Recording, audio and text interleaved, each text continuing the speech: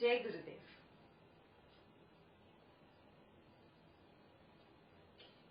So all of you are up to speed? Everybody's been attending?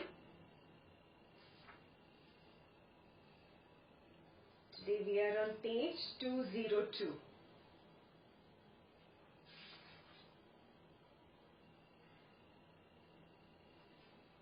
So from last week, just a revision, he was speaking about mental conditioning, and how mental conditioning affects you. So now he's going deeper into the states of the mind. We've done all this before also, but he goes one step further today. You're going to learn something new that you had not learned earlier about the states of consciousness. So who wants to begin reading page 202? Vasistha continued, O Rama, doing what is appropriate at all times. The mind should not be attached to the action, the thoughts or the object. Neither should it be attached to the heavens above, nor what is below, nor in the other directions.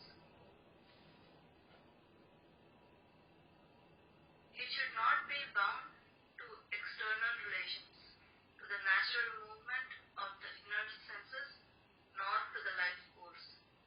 The mind should not rest in the head, inside the palate, between the eyebrows, at the tip of the nose, or in the mouth or eyes. It should not repose either in the darkness or in the light or even in the cave of the heart. The states of wakefulness, dream and sleep should not hold it, and even the wide pure space should not be its home. Unattached to the spectrum of colors, to movement and steadiness, to the beginning, the middle, the end and elsewhere. The mind should not rest either at a distance or nearby, in front, in objects or in the self. Sense experiences,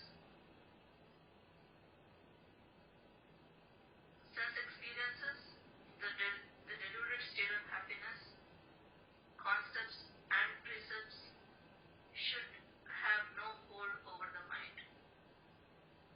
The mind should rest in pure consciousness, as pure consciousness, with just a little externalized movement of thought, as if aware of the utter vanity of the objects of this world. When thus all attachments have been snapped, the jiva becomes no jiva. Okay. So this part is a continuation from last week's mental conditioning. When in mental conditioning we go through all the different phases of mind and emotions, and we start analyzing, oh, this is the way, I have been conditioned. Remember, I'd given you homework, adorable conditioning and not so adorable conditioning. When you actually started doing the homework, a lot of emotions welled up. Lots of thoughts, judgments about myself, how I am, what I have been doing. Again, your mind starts holding on to some concept or some percept.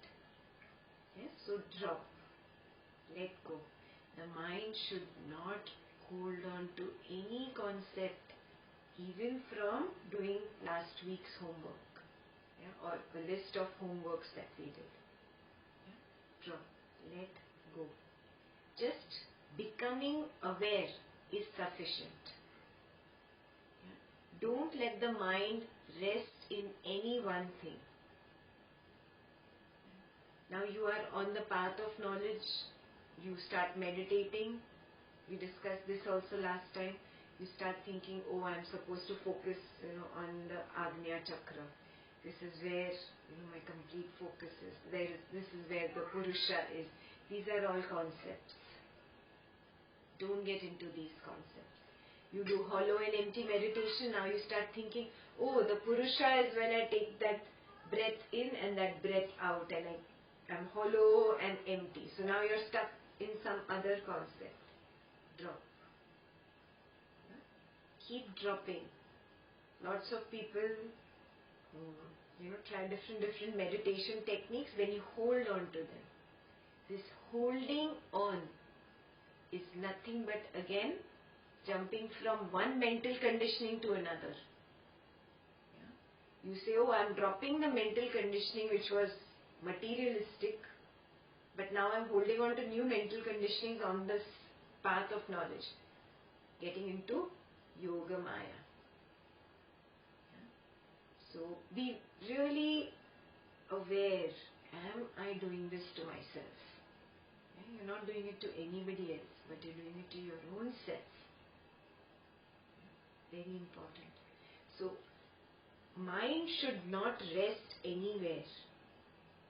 Not in these external people, situations and things, not while meditating in any one particular place, not in a particular concept or a percept. Where should it be?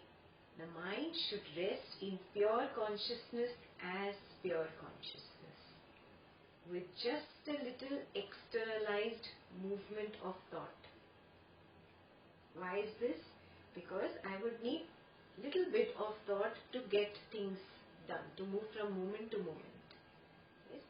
Just that enough thought that is required for me to act spontaneously in this moment.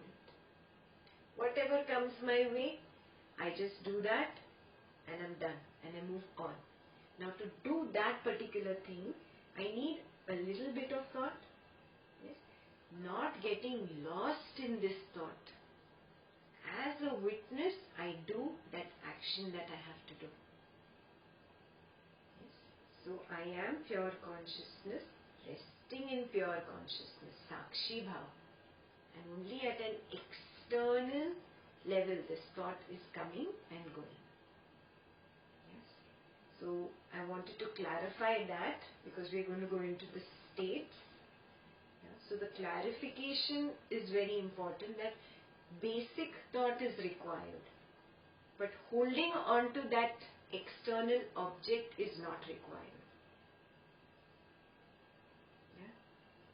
A basic thought is required, like, I'm thirsty, let me pick up this glass, drink the water and put it aside.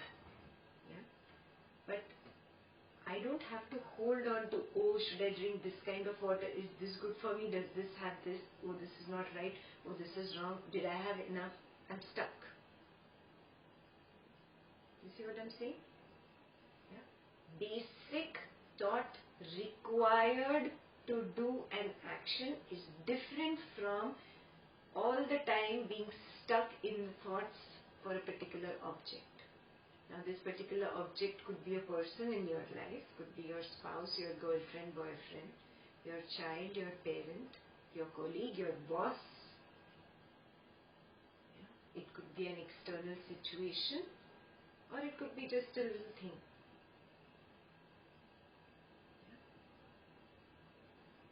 So the mind should rest in pure consciousness as pure consciousness, with just a little externalized movement of thought, as if aware of the utter vanity of the objects of this world. When thus all attachments have been snapped, the jiva becomes no jiva. Homework number 1 for you. Have you recognized the utter vanity in everything that you are doing? Everything is just vain. Whether it is related to your family, your friends, your job, your career, your little ambition, your little hankering for this and that, or an aversion to all these. Have you realized all this is vain? You have been doing this for lifetimes. And the same thing, repeated, and with the same people, I tell you. Again and again and again. Same husband, same wife, same girlfriend, same boyfriend, same mother and father, same kid. Oh my God, aren't you tired? How long? Pointless. We're just stuck. Like a broken record. Have you realized this? Have you recognized this? That's homework number 1 for you. When thus all attachments have been snapped, the jiva becomes no jiva. So that process really we will understand in the next paragraph. You can read ahead now.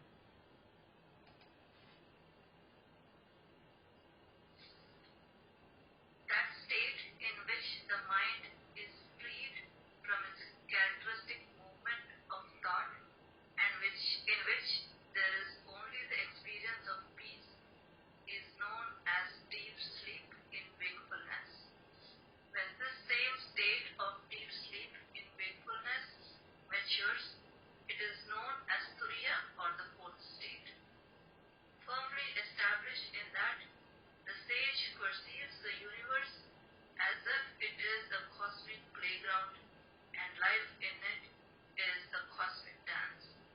The state beyond that, which is the state of those who have transcended body consciousness, is not for words to describe.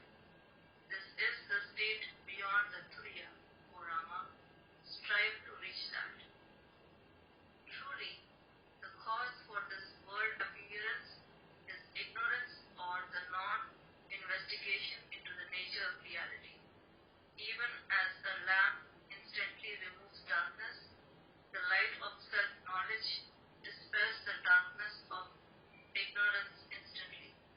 Hence, one should inquire into what is known as jiva or mind or the inner psychological factor. The Supreme Self, which alone is the truth, is right in the middle between the inert and the intelligent. That alone creates diversity and is known by all these diverse names. Just as a nanny takes a baby from one place to another in order to distract it, this mental conditioning or the psychological habit or tendency takes the jiva here and there.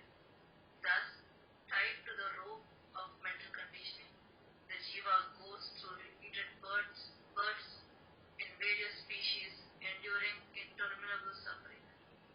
As the sage Vasistha said this, another day came to an end, and the assembly dispersed for their evening prayers. Okay, so we know 3 states we have talked about. The waking state, the dreaming state, and the deep sleep state. Yeah? Waking state is when there's constant thought. Thought after thought after thought. Yes? There is absolutely no quietness. That is what we recognize as waking state. Yeah? There's constant movement of thought. This is when you are completely in the physical body. The other states that we know of is the dreaming state. Now what are you dreaming really of? The same thoughts that were there in the physical state. Yeah? The same thoughts that were there in the waking state, I see them in dreams. Yeah? Either because of my cravings or because of my aversion or because of my fear. Yeah? I keep repeating the same thing in my head in dreaming state. Now what happens when the consciousness moves to the deep sleep state? It withdraws from the subtle body and goes into the causal body. So for some time there is peace. In deep sleep there is peace. Okay? You are completely shut off, but you are unconscious. Yes? There is no awareness. That is why you do not really experience this peace as a living reality. You can't bring it into your daily routine, into the wakefulness. A yogi, through his meditation, through his practices, recognizes the importance of this peace, but with awareness. And that is called the deep sleep in wakefulness state. And what is the quality of this deep sleep in wakefulness state? It is devoid of thought. And there is peace, and you are conscious about the peace. You are not unaware. Now this deep sleep in wakefulness we have all experienced. Maybe in a few moments only. But sometimes when you're just relaxed, very happy, calm, there are no extra thoughts, no emotions bothering you, just very calm. You have experienced few moments. Yes? So you have experienced Turiya Avastha just in moments. Yes? When this becomes established in you as a constant moment to moment to moment, that is called the Turiya Avastha. Got it? So, all the spiritual practices, anything that you are doing, whether you are doing it through knowledge, whether you're doing it through seva, or whether you're doing it through sadhana and satsang, or a guru, all these are only tools. Tools to get where? To get here. Turiya Avastha. Yeah? If you forget this and get stuck in a tool, then you've completely lost your path. You're lost in ignorance again. Yeah? It is not about the tool. These tools are just a means. Yeah? These tools are not an end in itself. So this Yoga Vasistha is just a means. This book, this scripture is just a means. The seva that you are doing is just a means. Satsang that you do, just a means. To get where? There is only one goal. Turiya Avastha. Now people ask me this question. It's been years and years and years on the path of knowledge. But there is no progress. I am not progressing. What is the problem? Somewhere along the path you got lost in a tool. You held on to your seva or your sadhana or your satsang, but you forgot that the main goal is this Turiya Avastha. You see what I'm saying? If you have become a Pandit now, oh, I know Narada, I know Patanjali, I know Ashtavakra, that is why I have to know Yoga Vasistha also. If that is the new feverishness in the mind that I have to complete this book, then again you have forgotten the main reason why you are here. Nothing lost. Just come back again and again. Remind yourself, this is where I need to get. Yes. And everything, all these are spiritual tools to get there. A yogi who gets established in this state of no thought, this state of complete calmness, nothing bothering him or her. That is the Turiya Avastha. Now mind you, Turiya Avastha is still in the body. The body consciousness is there. There is a state that is when you transcend the body consciousness. Yes? And that is the state of beyond Turiya. It is indescribable in words. Why? Because it is beyond the mind. It's beyond the intellect. It just cannot be put into words. Words are not sufficient to describe it.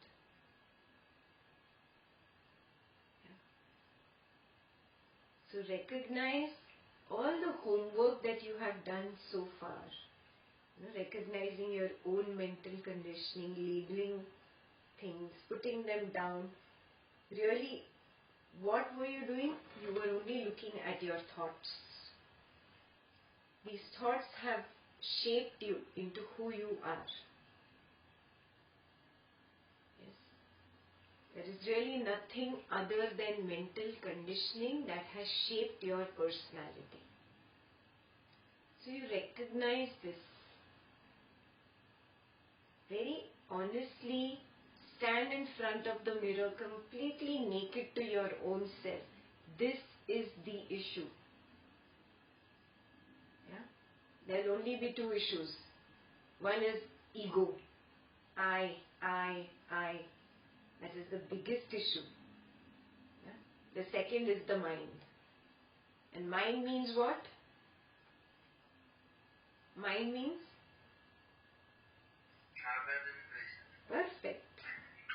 Raga and Dvesha.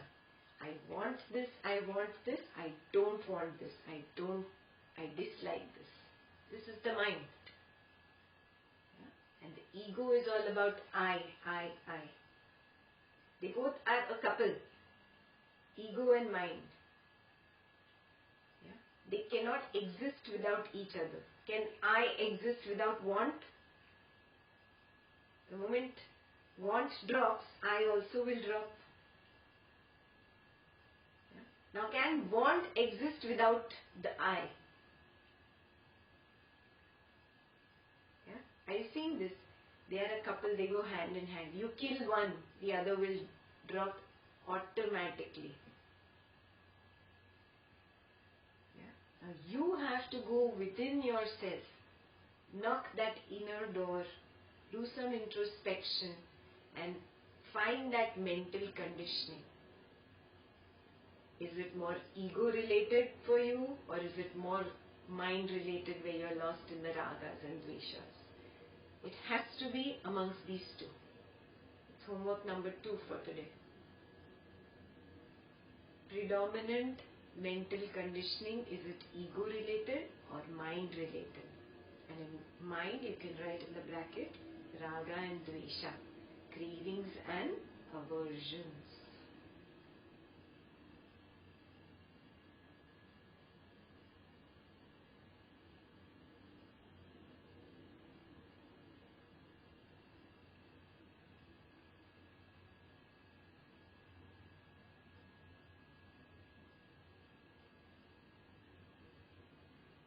And in the first place, why did I get lost in that particular mental conditioning?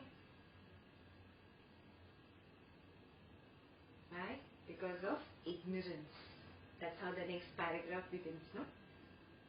Truly, the cause for this world appearance is ignorance, or the non-investigation into the nature of reality. I have got lost in my ragas and dveshas, or I have got lost in my ego. And when I have got lost there, I am not investigating the truth.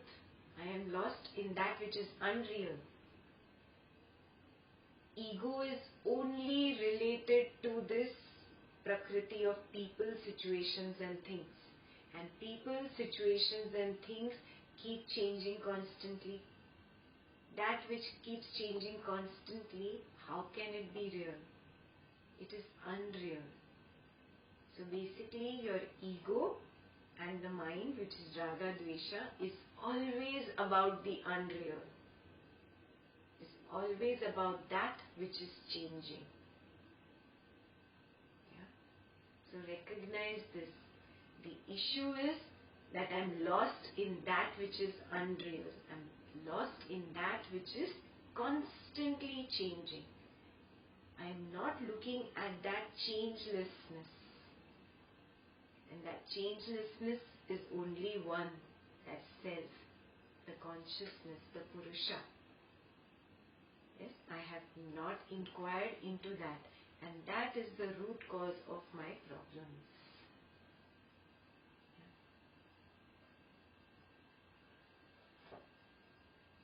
So, truly the cause for this world appearance is ignorance or the non-investigation into the nature of reality. Even as a lamp instantly removes darkness, the light of self-knowledge dispels the darkness of ignorance instantly. Hence, one should inquire into which is known as jiva or mind or the inner psychological factor. And what is your inner psychological factor really? Nothing but this mental conditioning that I give you homework for. The Supreme Self, which alone is the truth, is right in the middle between the inert and the intelligent. That alone creates diversity and is known by all these diverse names. And you recognize that it is the same Purusha, the Self, which is there in everything and everyone. It has created all this diversity of people, things, situations around me. But there is just that one.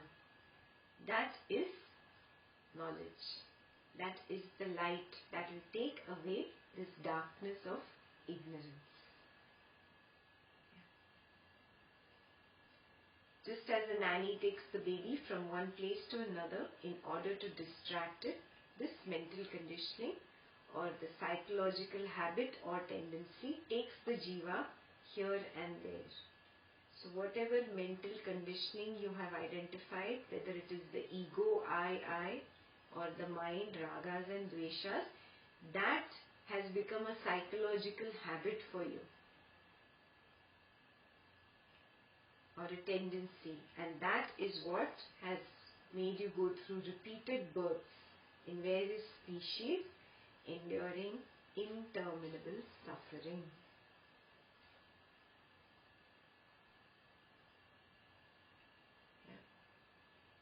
We'll read ahead now. Who's going to read 203?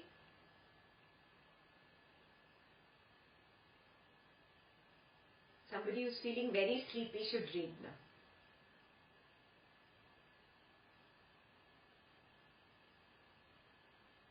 Should I say that would be Vasistha continued. The self, on account of its ignorant self-limitation as the mind, becomes as if tainted by the objects of the world. But the same self, when it is awakened to its true nature, abandons its ignorant illusions and regains self-knowledge. Then the mind sees the body as if from a great height.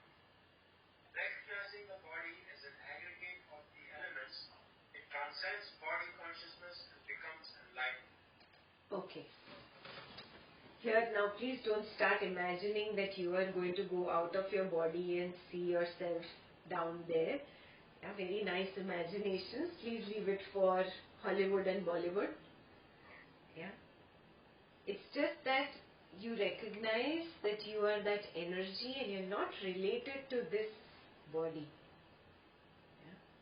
Because of some karma, some wax remaining, that consciousness is lighting this candle. This wax, the day it gets depleted, gets used, this light is going to leave. You are that light. You are that self. You are not this body. And this recognition comes when you reach this Turiya state. And you have experienced it sometimes.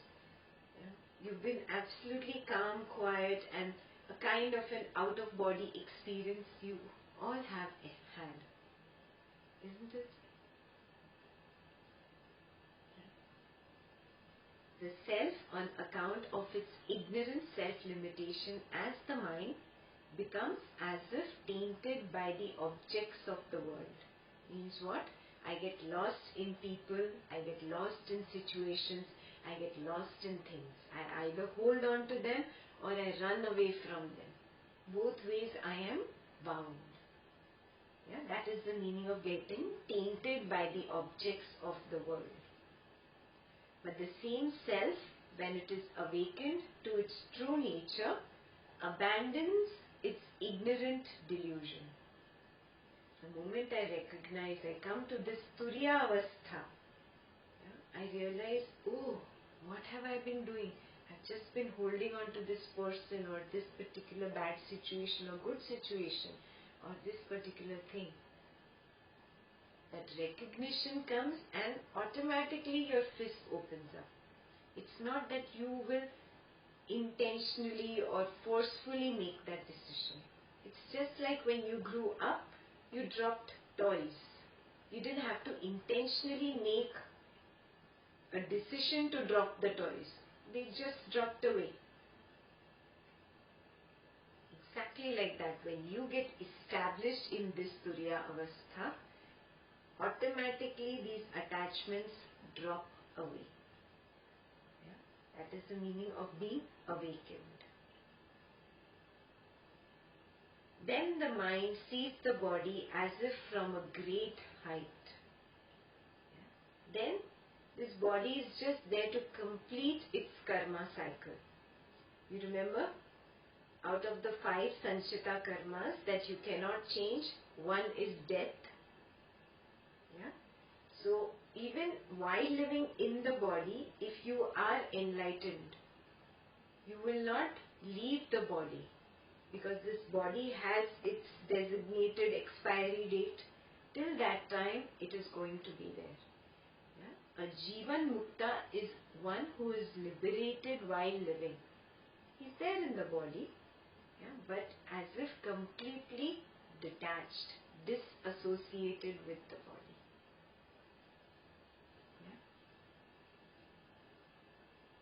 Recognizing the body as an aggregate of the elements. Aggregate of the elements. What are the elements? Earth, water, fire, ether, air. Just a permutation, combination of these 5 elements is what this body is. Now body here is not just the physical body. It's also the subtle body. So your subtle body here, comes here in the dreaming state, that subtle body is what? Mind, intellect, memory, ego. Remember? These also fall under body. So these are also called elements. If you remember Ashtavakra, Ashtavakra 20, he says that not only earth, water, fire, ether, air are elements, but mind, intellect, these are also elements. And that is the element which the subtle body is comprised of.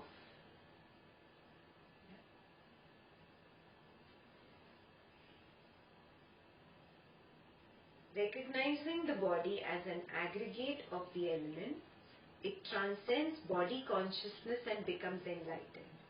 So body consciousness is not just here in the waking and dreaming state. It's not just here in the waking state, but it is also the dreaming state. When I transcend from the physical to the subtle body, I am still in the body. I have not transcended the body completely. When I move beyond the subtle body, that is when you transcend completely the body consciousness. And that's when you can hit enlightenment. But again, enlightenment cannot happen in the deep sleep state because of the unconsciousness here. That is why it has to be deep sleep in wakefulness. And that deep sleep in wakefulness has to be devoid of thoughts.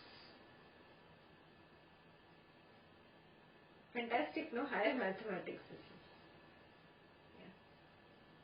And then only can you achieve that peace. That constant peace, that constant level of peace, that constant joy, and that constant level of awareness. Right now, how is our awareness? For some time there is awareness and then it goes away. And again it comes back, it goes away. It's in spurts. It's not constant. When I reach that constant awareness, constant joy, Nothing, no bad situation whatsoever, no bad person, nothing can take away this joy. Constant state of joy. You have reached the fourth, the Turiya Avastha. Yes? That is the meaning of transcending body consciousness. Understanding this is very important. That it's not just physical, but it is also transcending the subtle body. So I have not put the words here, but here you can put physical body, and here you can put subtle body, and here you can put causal body. Yeah? In deep sleep, we are at the causal body, but in an unconscious state. All that is but the expansion of the relationship between pure experiencing and its experience. Yeah?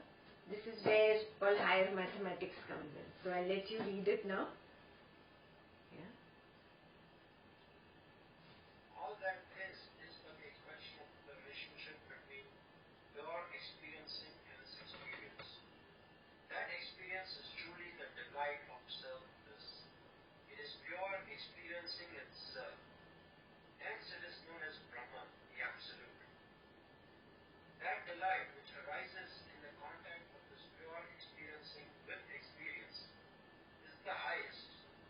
To the ignorant, it is worldliness, and to the wise, it is liberation. This pure experiencing is in itself the infinite self. When it is bent towards objects, it is bondage. But when it is free, it is liberation. When such experiencing is free from decay or curiosity, it is liberation. When such experiencing is free from even this contact, the subject-object relationship, then the world appearance ceases entirely. Then arises the Turiya consciousness or deep sleep in wakefulness. Okay. For you, what is experiencing? In the physical state, all I am experiencing is people, situations and things. Yeah? This is what I call as my experience. They are the objects of my experience. Yes? And who is the experiencer? Because I feel I am this body-mind complex, this becomes the experiencer. Yes? And when the experiencer is obviously lost in a person or a situation or thing, there is bondage. Yeah? Because this attachment with that particular person or situation or thing leads to karma, and that leads to repeated birth. This repeated birth is the bondage. Till the time your experiencing is gelled with this object of experience, it is bondage. The moment you disassociate, move away from the physical to the subtle, where there are the thoughts about these objects or dreams about these objects. Yeah? It's not sufficient. There is bondage. You have to move one more step within. That is where you completely disassociate with the people, situations and things. And then even this experiencing of people, situations and things is only at the periphery. I am established in the Sakshi, in the witness. Yes? And when I am constantly in the witness, I am in Turiya Avastha. Then I am liberated even while living. Even while being in this body-mind complex, if I have disassociated with the objects of experiences, then I am in pure experiencing. Got it? It's nothing but Sakshi Bhav. Yeah? So let's look at it again. All that is but an expansion of the relationship between pure experiencing and its experience. That experience is truly the delight of self-bliss. It is pure experiencing itself. Hence, it is known as Brahman, the Absolute. Yeah? When I recognize this particular object of experience, whether it is a person or situation or thing, is also self, is also Purusha, but in a diverse form, in the form of matter. And I am also the Purusha. Yes? It is pure experiencing itself. Got it? Pure experiencing itself. It is self-bliss. Yeah? When you move away from the Prakriti to the Purusha and recognize that Purusha in everything, yeah? That is self-bliss, because it is pure experiencing itself. Hence it is known as Brahman, the Absolute. Yeah? It is like the wave suddenly recognizing, oh, I am the ocean. That aha moment. It is the pure experiencing itself. Got it? That aha moment is what he calls the delight of self-bliss. Clear?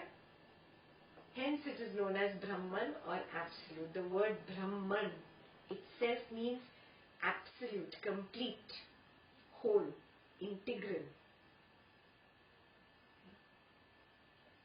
That delight which arises in the contact of this pure experiencing with experience is the highest. To the ignorant it is worldliness, and to the wise it is liberation. Yeah? This means that the day you meet yourself, that joy is the highest joy. It cannot be compared to any worldly joy. Not sex, not love with a man or a woman, not the joy of getting one particular thing, or the joy of getting name or fame, or anything that you can think of that gives you joy in this material world. Higher than all those joys is the joy of meeting yourself. The drop recognizing, oh, I am the ocean. Yes, that delight is the highest, he says. This pure experiencing is in itself the infinite self. When it is bent towards objects, it is bondage. Yeah? When you are lost in people, situations and things, it becomes bondage and leads to repeated births. But when it is free, it is liberation. Understand free here, huh? Those people are still there. The situations are still there. The things are still there. But they cannot touch me. Yes? I am still that little drop in the ocean. Yeah? But I am not anymore worried about being that little drop. I have already united with the ocean. That worry about that littleness, that smallness in the mind is lost.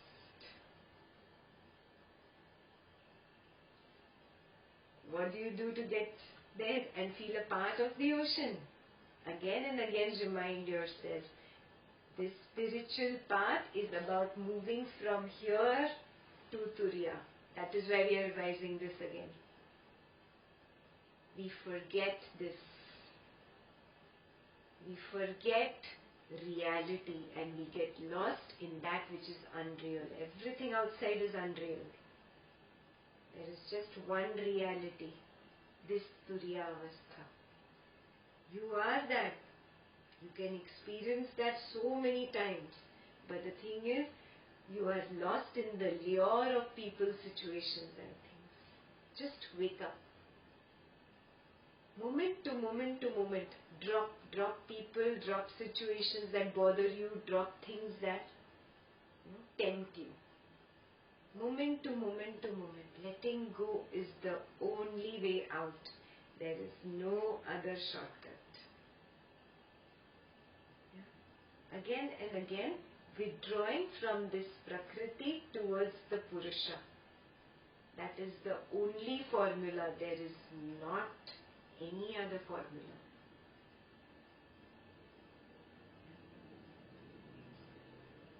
With practice, you will get there.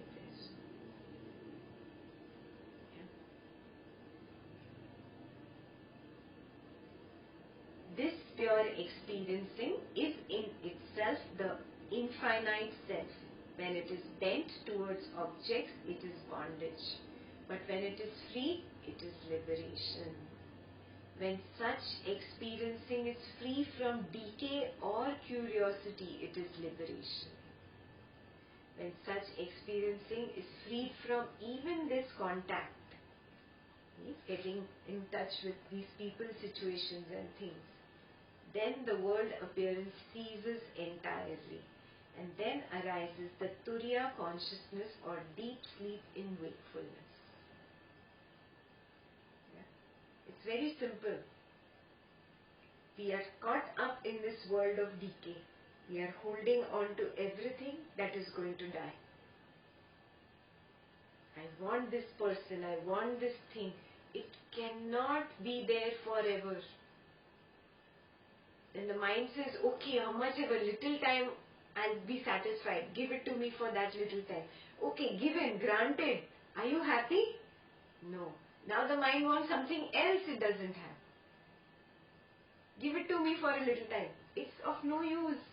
It's only an attachment. Give it to me for a little time. Okay, given, granted. Are you happy? No. Now we jump to third thing. And this cycle continues. Are you seeing this? This is attachment. It can be to a thought also. It can be just to a concept in your head. It does not necessarily have to be related to a person, situation or thing. It could be a quality about your own self that you are only encouraging. The tendency of being negative. Oh, I'm negative, I'm negative, I'm negative, I'm bad, I'm bad. I'm only beating myself up. I'm holding on to it. Drop. Let go. Let go of all attachments, not just people, not just situation, not just things, but even the thoughts of people, situations and things. Even the concepts in the mind about these people, situations and things. Again and again, withdrawing from the Prakriti to the Purusha. That's the only way out. There is no other shortcut. And I think this must be the umpteenth time I've said this. Stop looking for a shortcut. There isn't one. Yeah. Desirelessness is the only way. Yeah. Dropping this I want and I don't want. I like, I don't like. This should be like this. This should not be like this. This is right. This is wrong. All attachments. These are all bondages. Yeah. When you are freed from this subject-object relationship, then this world appearance ceases entirely. Means what? Will these people and this house and this street and everybody just disappear? No. Everything will be there, but I will not be affected by it. Just like I watch a movie. If I watch a movie, 5-10 minutes, you feel that emotion, oh, the heroine is crying and the hero is doing this and that. And after some time, it's all gone, right? Faded. Exactly like that it starts happening. Exactly the way you watch a movie, where you are just watching. Yeah? For some time you might get involved, but again, depending on your strength of sakshi, You will be able to maintain that distance from it.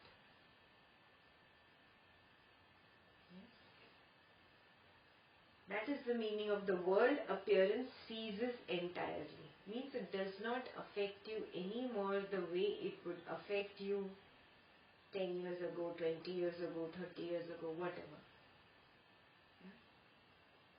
Then arises the Turiya consciousness or deep sleep in wakefulness. So when does Turiya happen? After you are completely in that witnessing consciousness.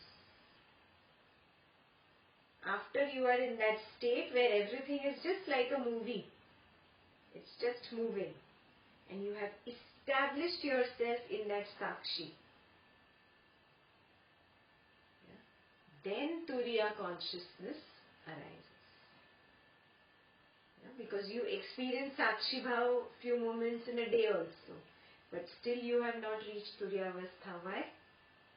Because that establishment is not there. The roots have not grown. The important thing is that you have to grow roots in this Sakshi Bhav, in this witnessing consciousness. Clear? Now you can read ahead. O Rama, by the following attitude you will also gain divine insight and remain firmly established in self-knowledge. I am the space. I am the sun. I am the directions above and below.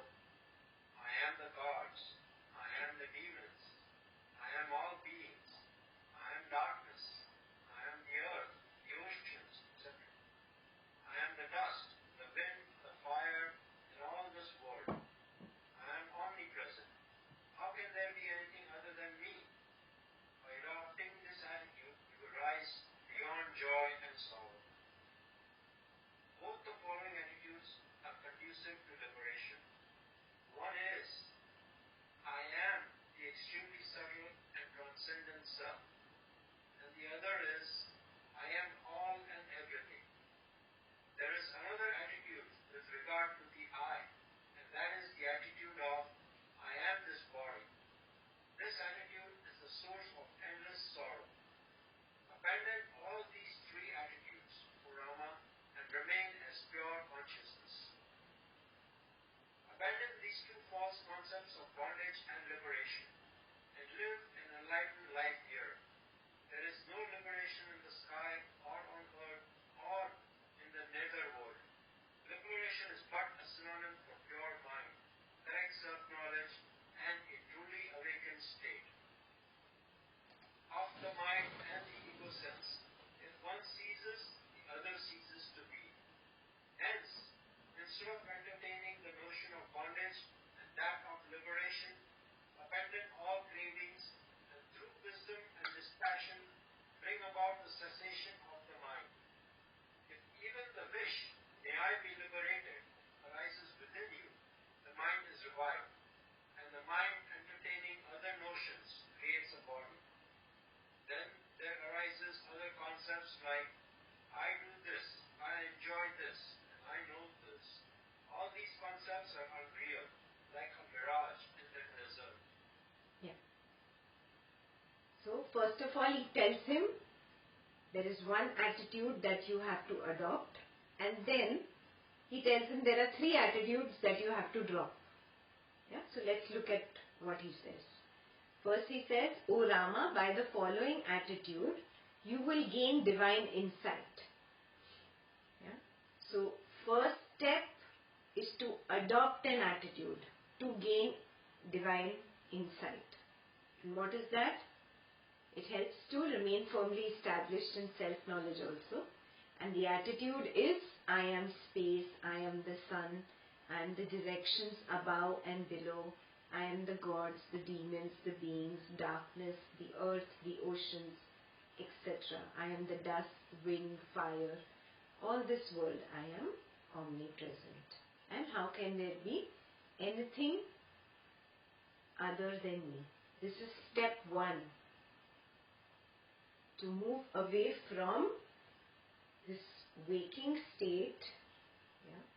First, I drop all these attachments with objects of the waking state. Yes, I recognize that just these particular people, situations and things are not that are related to me, but everything is me. I am in all and everything is just me. It is the same self here and there. So first he is telling you, adopt this attitude.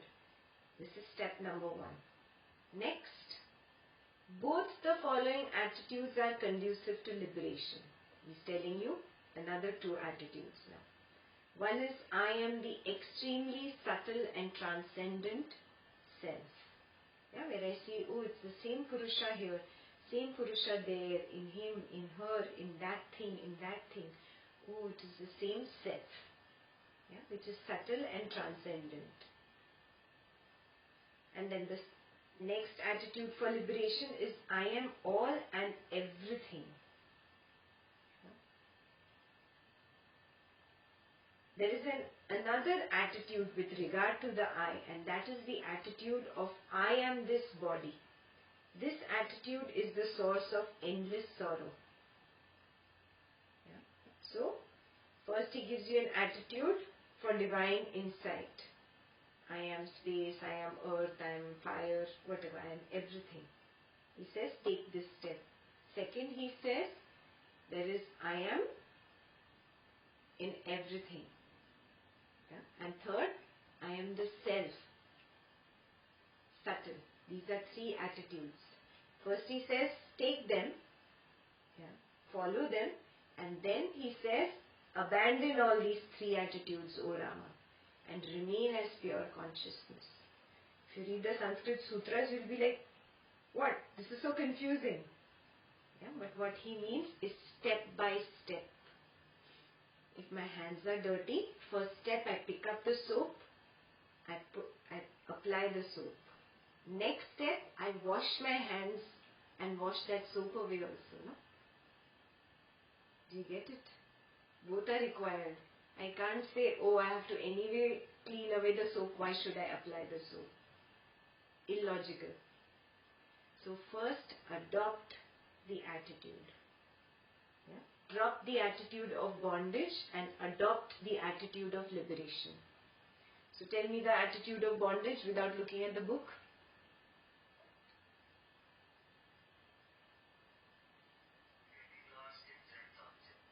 Okay. What is that attitude? I am the body. Yeah? So first recognize I have to abandon this. To help me abandon this, I have to take on the attitude of liberation. What are the attitudes of liberation?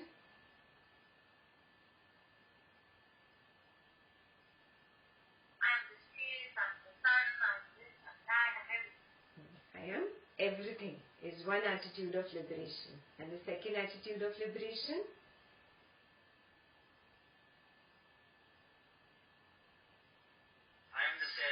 I am the self.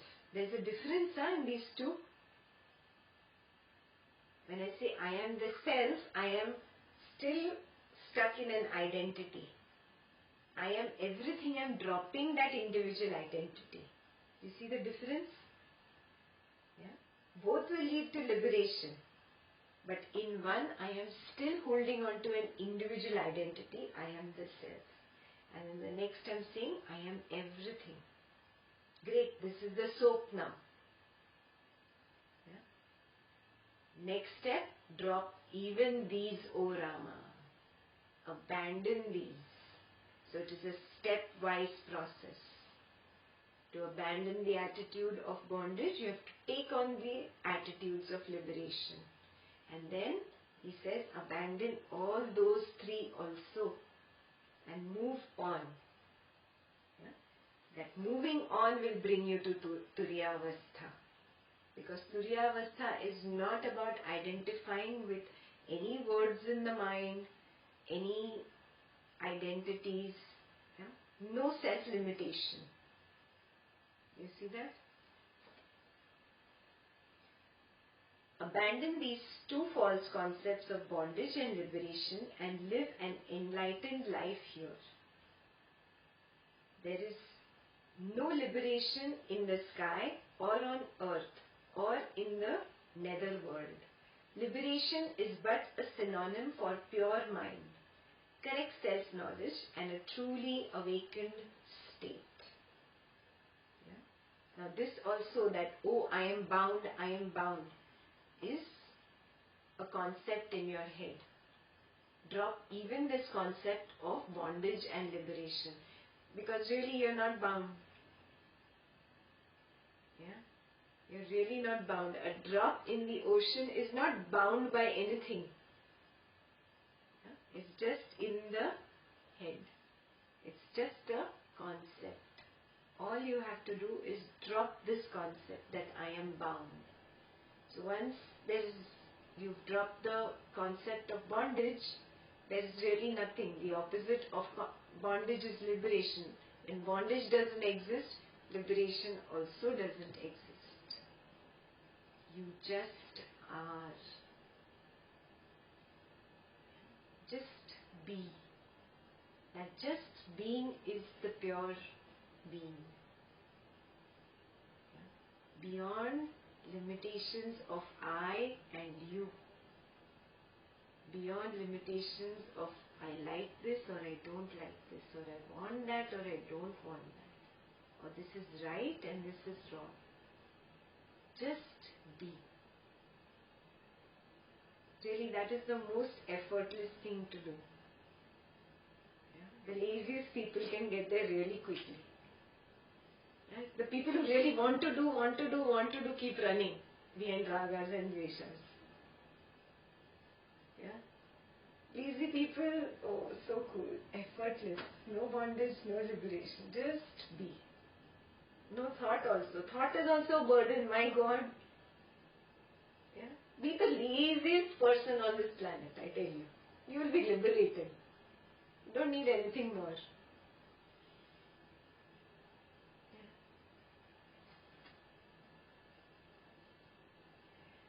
Of the mind and ego, if one ceases, the other ceases to be. Yeah? I told you, no? I is ego. Yeah? And want, or don't want. Yeah? Is what? This is the mind. I is ego, want or don't want is the mind. Yeah? The sentence is, if the mind and the ego sense, of the mind and the ego sense, if one ceases, the other ceases to be. If I remove the I, want cannot stand on its own. Yeah? If I remove the want, I also cannot stand on its own. You deal with your mental conditioning. You made a long list last week. Yeah? You find out which is your main problem. Is it the ego or is it the mind? Yeah? If the biggest problem is ego, then start with the easier thing. Dropping the mind will be easier for you. Yeah? If the mind is the biggest problem, then drop the ego. Start somewhere. Yes? Homework number, 4. Yeah? Only a dhiraha will be able to do this. Yeah? I recognize where my predominant mental conditioning is, and let me start with the other one. Yeah? When one ceases to be, the other ceases to be. Hence, instead of entertaining the notion of bondage and that of liberation, abandon all cravings. And through wisdom and dispassion, bring about the cessation of the mind. Yeah? The moment you have this wisdom, vairagya will happen automatically. Yeah? The moment I drop either the I or the want, Vairagya will start happening automatically. Dispassion will come in automatically. And only that dispassion can bring about the cessation of the mind. This I and this ego, this mind is only in this dreaming state of consciousness, is in the subtle body, mind you. And this cessation of the subtle body will happen when one of them drops. If even the wish, may I be liberated, arises within you, the mind is revived. And the mind entertaining other notions creates a body. So what is the body they are talking about here? First the subtle body comes up. And then that subtle body says, I want this, or I want to be this, and that's how the physical body comes up.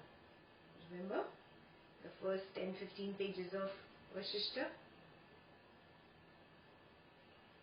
Then there arise other concepts like I do this, I enjoy this, and I know this. All these concepts are unreal, like a mirage in the desert. Yes? So that's your homework. Start here. Which is the kamzor kadi? Which one is the weaker one for you? I, ego, or is it the mind? Want, or don't want. Start with the weakest link. The other will drop immediately. Easiest, I told you already, the formula is be 100% lazy.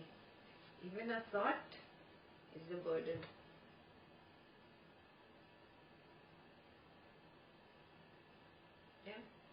Simple, no?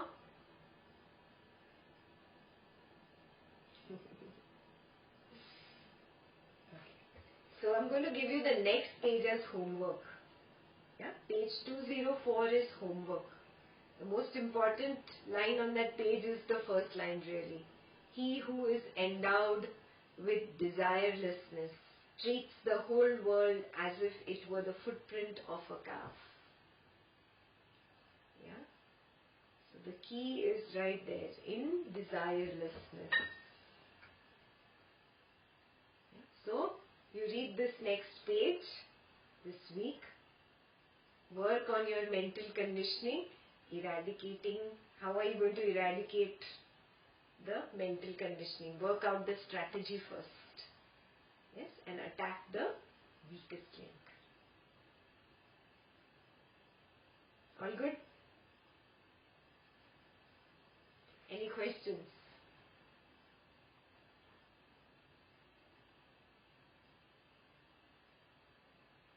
No? All desireless? Job is done. I'll see you next week. Until then, Jai Gurudev.